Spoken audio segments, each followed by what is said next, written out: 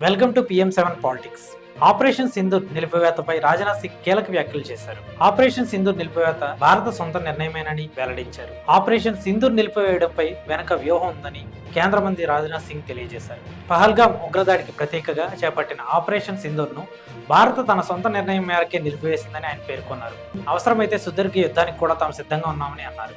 National security summit 2.0లో ఆయన మాట్లాడుతూ operation Sindoor నిలిపివేత వ్యూహాత్మక నిర్ణయమేనని ఆయన పేర్కొన్నారు. ఇండియాకు సామర్థ్యం లేక నిలిపివేయలేదని స్పష్టం చేశారు. ఈ ఆపరేషన్ మన సాయుధ దళాల సమైక్యతకు ఒక ఉదాహరణ అని పేర్కొన్నారు. మన త్రివిధ దళాలు సమన్వయంతో ముందుకు వెళ్లాయని ప్రశంసించారు. సొంత నిబంధనలు నిర్ణయం ప్రకారమే సరైన సమయంలో దాన్ని ముగించామని తెలిపారు. ఇది మన స్వచ్ఛందంగా తీసుకున్న నిర్ణయమని స్పష్టం చేశారు. పాకిస్తాన్ అంతర్జాతీయ ఉగ్రవాదానికి కేంద్ర బిందువు అని రాజ్నాథ్ తీవ్ర విమర్శలు గుప్పించారు.